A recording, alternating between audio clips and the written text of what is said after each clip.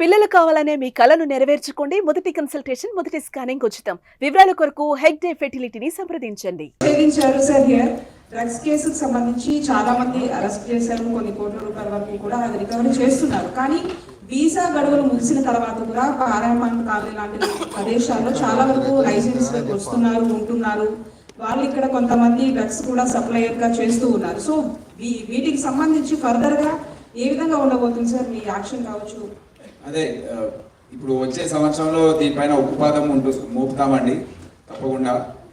Especially Nigerians, Africans వారి ద్వారా సమస్య ఎక్కువగా ఉంటుంది. సో మాకు ఇన్ఫర్మేషన్ ఉంది.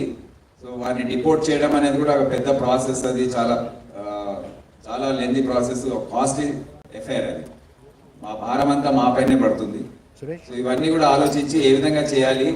ఎందుకంటే ఇది దేశవ్యాప్తంగా ఉన్న సమస్య. ఏదో కేవలం హైదరాబాద్లో నైజీరియన్స్ ఉన్నారని కాదు. ముంబై, బెంగళూరు, గోవా, ఢిల్లీ ఇటువంటి పెద్ద పట్టణాల్లో చాలా మంది చేరుకున్నారు. అది international relations between India and African nations సంబంధించిన ఇష్యూ, మ్యాక్రో ఇష్యూ అది. సో అందుకే సెంట్రల్ గవర్నమెంట్ కూడా ఒక స్థాయి వరకు యాక్షన్ తీసుకునే వారికి సత్తా ఉంది. దాన్ని దాటి యాక్షన్ తీసుకుంటే చాలా మంది భారతీయులు ఆఫ్రికన్ నేషన్స్ లో నివసిస్తున్నారు, బిజినెస్ చేస్తున్నారు. సో వారిపైన ఏమైనా ఎఫెక్ట్ ఉంటుందా అనేది కూడా దేశ స్థాయిలో ఆలోచించే అంశం. అందుకే the actions are not as we have wanted. మేము ఏదే స్థాయిలో మేము అనుకుంటున్నామో అది ఆ స్థాయిలో మేము ఆపరేట్ చేయలేకపోతున్నాం. కానీ తప్పకుండా వారిని అడ్డుకట్ట వేయడానికి ప్రణాళిక సిద్ధం చేశాం, అది అమలు చేస్తాం. ఇంకోటి జస్ట్ ఆ బౌన్సర్స్ గురించి ఒక విషయము మీరు చూసారు కదా. బౌన్సర్స్ పోలీస్ వారిని నెట్టేయడం అందరినీ. సో బౌన్సర్స్ అందరు కూడా వార్నింగ్ ఇవ్వదలుచుకున్నాను. ఈ బౌన్సర్ సప్లై చేసే ఏజెన్సీస్ ఎవరైతే ఉన్నారో వారికి నేను వార్నింగ్ ఇస్తున్నాను. మీరు జాగ్రత్తగా ఉండండి. నెక్స్ట్ టైం నుండి ఈ బౌన్సర్స్ ఎక్కడైనా మిస్బిహేవ్ చేసినా, పోలీస్ ఆఫీసర్స్ యూనిఫామ్ లో ఉన్నప్పుడు వారిని ముట్టుకున్నా వారిని వదిలేది ప్రసక్తే ఉండదు.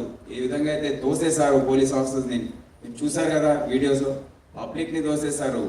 వాళ్ళే గేట్స్ ఓపెన్ చేస్తున్నారు, వాళ్ళే క్లోజ్ చేస్తున్నారు, వాళ్ళే అన్ని చేస్తున్నారు అక్కడ. సో ఈ విధంగా వ్యవహరిస్తే మళ్ళీ లా అండ్ ఆర్డర్ పోలీస్ ఏం చేస్తుందని it's becoming a challenge. So ఇప్పటి నుండి విఐపీస్, వివిఐపీస్ ఎవరైనా కానివ్వండి, పూర్తి బాధ్యత వారిదే ఉంటుంది.